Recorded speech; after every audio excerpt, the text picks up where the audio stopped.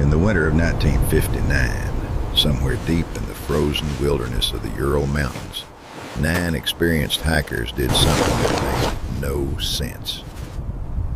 They woke up in the middle of the night and cut their way out of their own tent. Not through the entrance, not in an orderly escape, but by slashing through the thick fabric from the inside. What followed was even more disturbing. They ran, barefoot, underdressed, into temperatures that could kill a human in minutes. No signs of a fight, no evidence of an attack. And yet, they never went back. Weeks later, their bodies were found scattered across the snow, hundreds of meters apart, as if something had driven them in different directions. One had a fractured skull, another had crushed ribs, one was missing her tongue. There were no footprints except their own, no weapon, no clear cause. Only a question that has haunted investigators for decades. What could possibly force 9 trained explorers to abandon safety and walk willingly into death? Before the mystery became legend, it was just a journey, a planned expedition, a group of young people stepping into the mountains with confidence, not fear. They were students and graduates of the Ural Polytechnic Institute, engineers, athletes, individuals trained to think logically under pressure.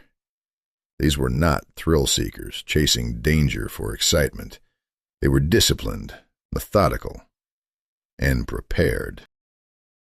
At the center of the group was Igor Dyatlov, only 23 years old, but already known for his precision, his calm judgment, and his ability to lead in difficult conditions.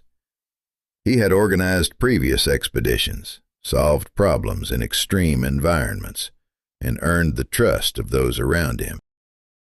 This journey was meant to be another achievement. The route they planned was not random. It was a Category 3 trek, the highest level of difficulty recognized at the time. It required endurance, technical skill, and above all, control. Every member of the group understood what they were walking into. They trained for it, packed for it, documented everything along the way. Photographs recovered later would show them smiling, joking, even playing in the snow. There was no sign of fear, no sense that anything unusual was waiting ahead.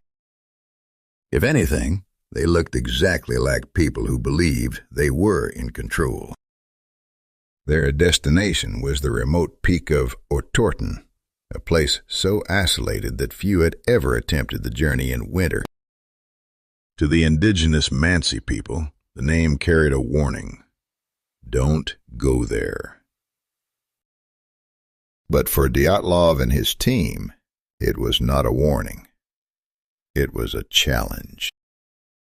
The Soviet Union at the time valued endurance, resilience, and conquest over nature. Expeditions like this were more than personal goals. They were quiet reflections of a larger mindset. To endure the cold was to prove strength. To conquer the wilderness was to prove control. And for this group, everything about their preparation suggested they were capable of doing exactly that. There was no sign of panic, no indication of doubt. Just 9 individuals moving forward with purpose. Which is what makes what happened next so difficult to accept. Because nothing about them suggests they would make a mistake. And yet, something forced them to act as if they had lost control entirely. The expedition began on January 23, 1959. At first, everything followed the plan. The group traveled by train, then by truck, moving steadily deeper into the remote northern region of the Ural Mountains. Civilization faded behind them with each passing mile, replaced by endless snowfields and silent forests. There was nothing unusual about the early days.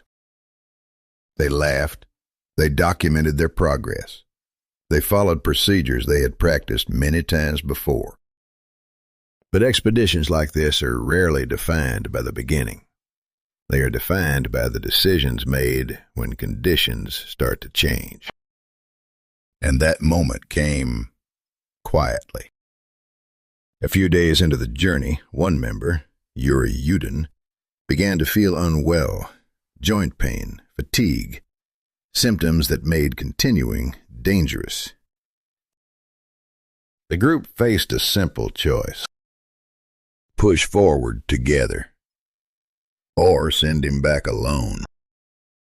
They chose the logical option. Yudin returned. The remaining 9 continued on. At the time, it meant nothing, just a minor adjustment in the plan. But in hindsight, it marked the last moment when the outcome could have been different. From that point on, the group moved deeper into isolation. The terrain became more difficult, the weather less predictable. Wind patterns shifted across the slopes. Snow accumulated unevenly, forming unstable layers beneath the surface. Still, they pressed forward. Their goal remained unchanged: reach Otorten, complete the route, and return as a successful expedition. Then on February 1st, something subtle but critical happened. As they approached a high ridge near Kolatsiako, visibility began to deteriorate. Strong winds swept across the open slope.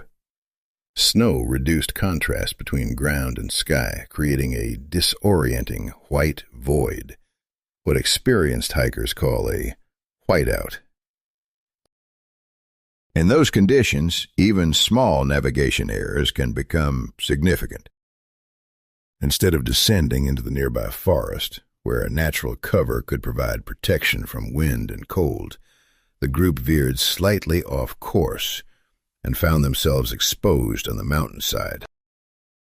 They could have corrected it. They could have retreated. But they didn't. Perhaps they believed it was temporary. Perhaps they underestimated the risk. Or perhaps they made a conscious decision to stay. They began setting up camp directly on the slope. This was not standard practice. Experienced hikers avoid exposed terrain at night, especially under worsening weather conditions. The forest below offered both shelter and firewood, critical resources in sub-zero temperatures. And yet, they chose the open ground. They cut into the snow to stabilize their tent, anchored it against the wind, prepared to endure the night. It was a decision that, on the surface, seemed manageable. But it changed everything. Because once night fell, they were no longer just navigating the mountains. They were fully exposed to it. And whatever happened next began here. On that slope, in that wind, with a decision that cannot be undone. Night came quickly in the Ural Mountains, not gradually, but all at once. One moment there was dim light reflecting off the snow. The next, only darkness, wind, and the sound of fabric straining under pressure. The group had already set up their tent on the exposed slope of Kolatsiako. They had cut into the snow to create a flat surface, anchored the structure as best they could. From a technical perspective, everything appeared controlled. But the mountain was not. Wind speeds increased as the night deepened, sweeping across the slope without obstruction. Each gust carried fine snow particles that accumulated unevenly, forming layers that shifted under their own weight.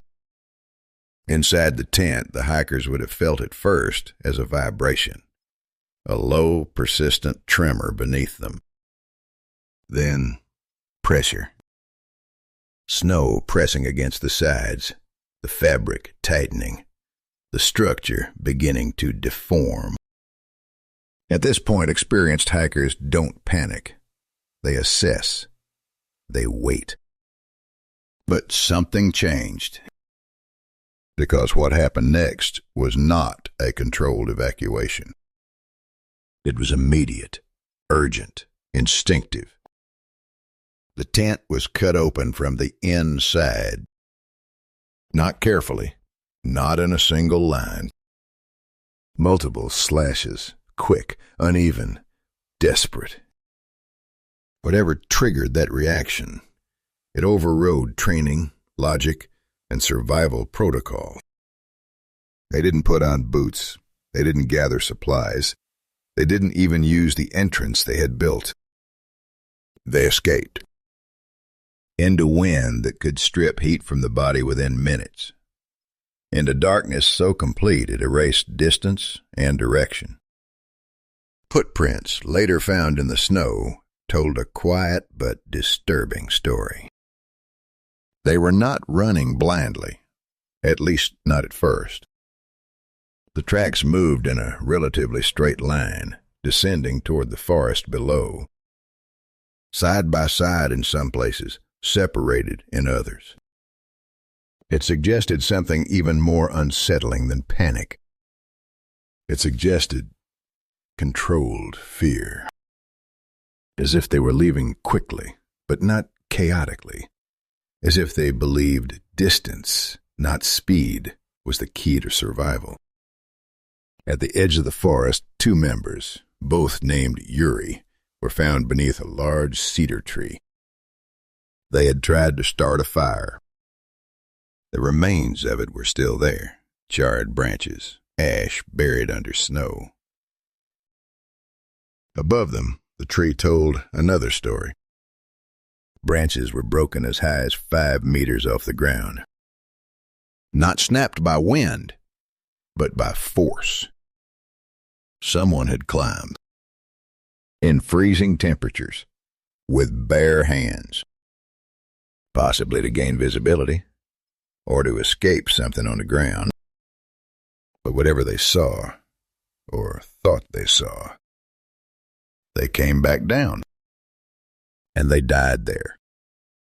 Further upslope, 3 more bodies were discovered in a line between the tree and the tent. Their positions were precise, one after another, as if they had made a decision to return, to go back to the tent, to retrieve what they left behind. But the cold moved faster than they did. Hypothermia doesn't always look like collapse. Sometimes it looks like confusion, disorientation, a false sense of warmth. And in that state, decisions become unreliable. Movement slow, judgment fades. The mountain doesn't need to chase you. It just needs to wait. Months later, when the snow began to melt, the remaining 4 bodies were discovered in a ravine deeper within the forest. Unlike the others, they were better dressed. They had taken clothing from those who died before them, layered themselves, adapted. They had tried to survive, and for a moment, it seems like they might have. But their injuries told a different story. Severe internal trauma, ribs broken with immense force, a skull fracture consistent with high impact pressure, and yet almost no external wounds. No defensive marks, no signs of struggle. It was as if the damage had come from something powerful, but invisible. Not a blade, not a fall, not anything easily explained. One victim was missing her tongue, Others had soft tissue damage that suggested prolonged exposure, or something more difficult to define.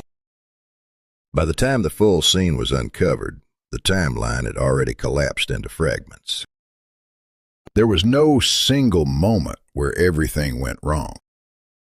Only a series of decisions, reactions, movements, each one making sense in isolation, but together forming something that no longer felt rational.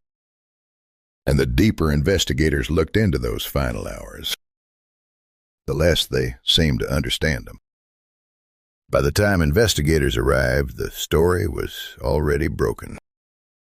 Not incomplete, but fragmented beyond repair. There was no single moment they could point to and say, "This is where it happened." Instead, there were only traces. A tent, still standing but no longer whole, fabric torn open from within, as if the barrier between safety and danger had been violently rejected. Inside, everything remained. Boots lined near the entrance, clothes neatly arranged, personal belongings untouched. It looked less like an escape and more like an abandonment. Outside, the mountain held the rest of the story, but only in silence. Footprints led away from the tent, pressed into the frozen slope, clear at first, then fading, then gone. No signs of pursuit, no second set of tracks. Just 9 individuals, walking away from the only shelter they had. Whatever they believed was inside that tent. It was worse than the cold, worse than the darkness, worse than death itself. Because in that moment, without hesitation, without preparation, they made the same decision: to leave everything behind and step into a night they were never meant to survive. When the group failed to return on schedule, concern did not come immediately. Delays were expected in expeditions like this. Weather could slow progress. Routes could change. For a time, silence was not unusual. But as days passed, that silence began to feel different. There were no messages, no signals, no confirmation that they were even still moving. By late February, the waiting turned into action.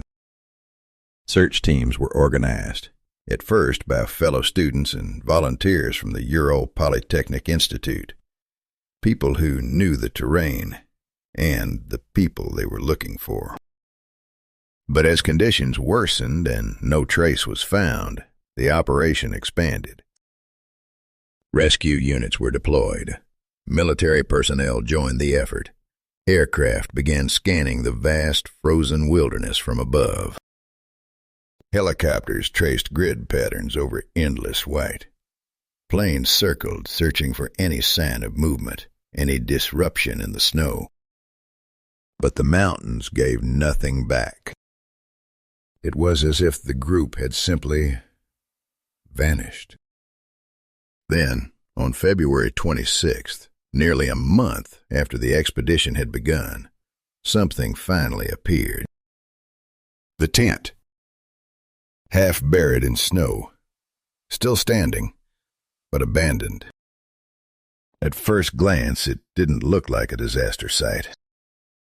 There were no signs of collapse, no evidence of fire, no indication of a violent struggle. But the details told a different story. The fabric had been cut open from the inside. Not a single clean exit, but multiple slashes made quickly without precision. Inside, everything remained. Clothing, boots, food supplies, personal belongings. Items essential for survival in sub-zero temperatures. Left behind. For experienced hikers, this was not just unusual. It was unthinkable.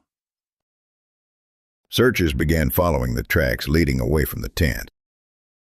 At first, they were clear, footprints pressed into the snow, preserved by the cold. But there was something unsettling about them. They were made by people without proper footwear, some barefoot, some in socks. And they moved away from safety. As the search continued, bodies began to appear. Not together, not in one place, but scattered across the slope into the forest toward the ravine. Each discovery answered one question and created several more. Why were they so far apart? Why had some tried to return? Why had others moved deeper into the wilderness? And perhaps most disturbing of all, why did none of it look like a coordinated survival effort?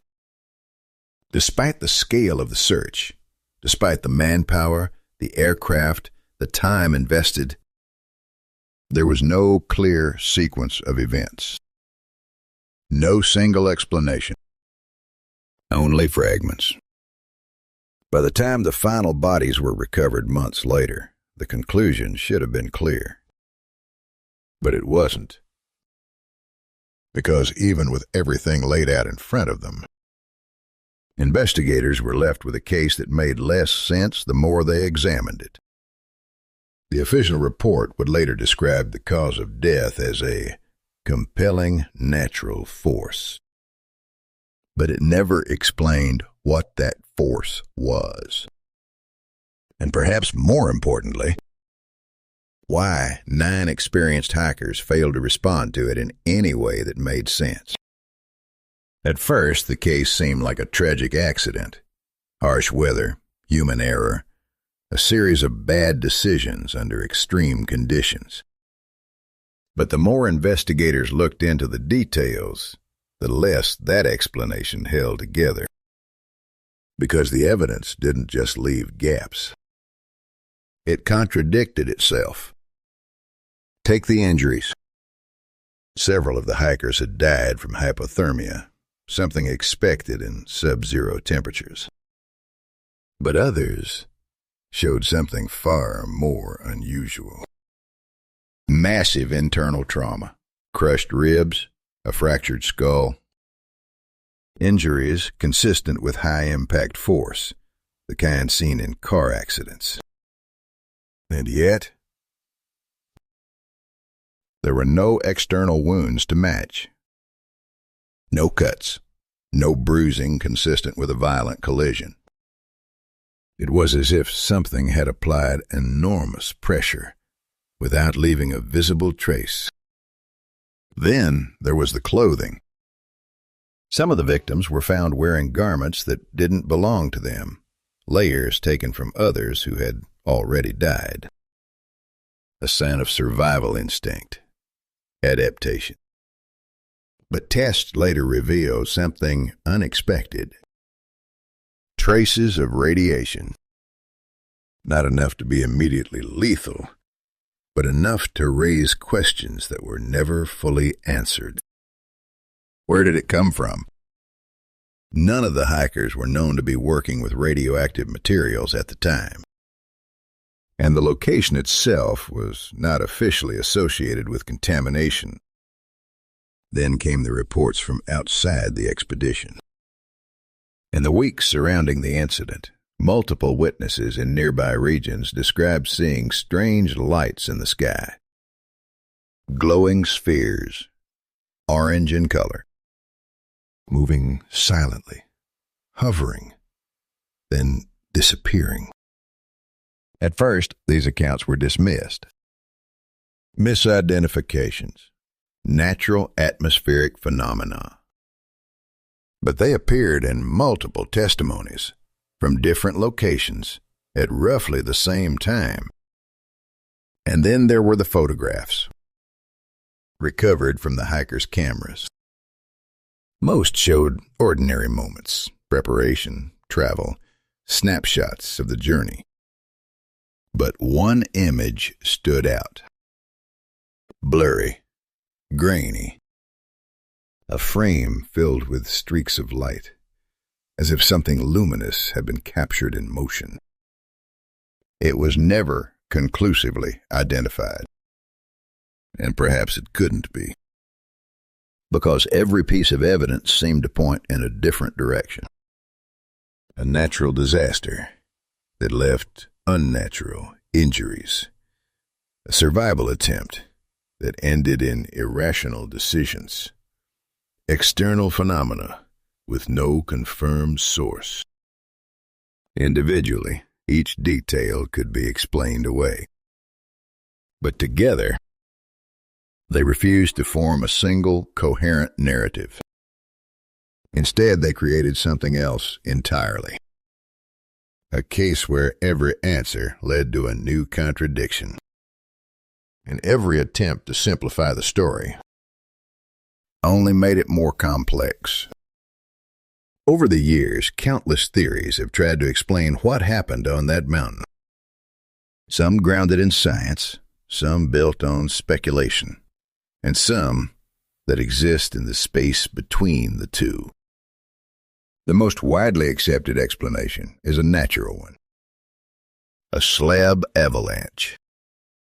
Unlike the dramatic avalanches seen in films, this type can occur silently. A dense layer of snow shifts beneath the surface, destabilizing everything above it. In this scenario, the hikers may have felt the ground beneath them begin to give way. A low rumble, a sudden pressure. Enough to convince them that staying inside the tent was more dangerous than escaping into the cold. It explains the urgency, the cuts in the tent, the decision to move downhill. Even some of the injuries could be partially accounted for by the force of compacted snow. But the theory is not complete. It does not explain why the tent remained largely intact, or why the group did not attempt to return once the immediate danger had passed. It answers some questions, but leaves others untouched. Another theory suggests something far less natural. Military testing. At the time, the Soviet Union was actively developing experimental weapons. Some researchers believe the hikers may have unknowingly entered a test zone. Explosions in the distance, shock waves traveling across the mountain, powerful enough to cause internal injuries without leaving visible external damage. It could also explain the reported lights in the sky, and even the traces of radiation found on some of the clothing. But this theory comes with its own problems. There are no declassified documents that directly confirm such an event at that location and time. No official acknowledgement. Only fragments and possibilities. And then there are the theories that exist at the edge of explanation. Infrasound. A phenomenon where specific wind patterns create low-frequency vibrations, inaudible to the human ear, but capable of affecting the body and mind. Some researchers suggest that under certain conditions, it can induce intense anxiety, disorientation, even panic. In that state, rational thought breaks down. Decisions become instinctive, illogical. It could explain why experienced hikers suddenly abandoned their shelter without clear reason. But infrasound leaves no trace. No measurable evidence after the fact. It is by nature difficult to prove. And beyond that, there are theories that step completely outside conventional science. Unknown entities, unexplained forces, something encountered rather than triggered. These ideas are often dismissed, and yet they persist. Because for some, the behavior of the hikers, the fear, the urgency, the complete abandonment of survival protocol, feels less like a reaction to an event and more like a response to something they experienced directly. Something close. Something immediate. In the end, each theory builds its own version of reality. Each one fits part of the evidence, but none of them fit all of it. And that may be the most unsettling truth of all, because it means that no matter which explanation you choose, you are forced to ignore something.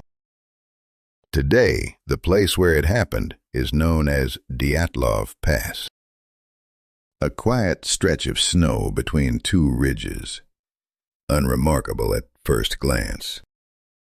There are no ruins, no visible scars left behind, just wind and silence. Over the decades, investigations have been reopened. Modern researchers have applied new models, new data, new technology. Simulations have been run, theories refined, and yet, no explanation has managed to account for everything. Not the injuries, not the behavior, not the contradictions that refuse to disappear. For every answer that feels convincing, there is always one detail that doesn't fit. One piece of evidence that remains out of place. And that is what keeps the story alive. Because this is not just a mystery about how 9 people died. It is a mystery about why, even now, with all we know, all we've discovered, we are still unable to agree on what truly happened. Maybe the real question is not what was on that mountain that night, but what kind of truth can remain hidden for this long in a place where nothing else survives.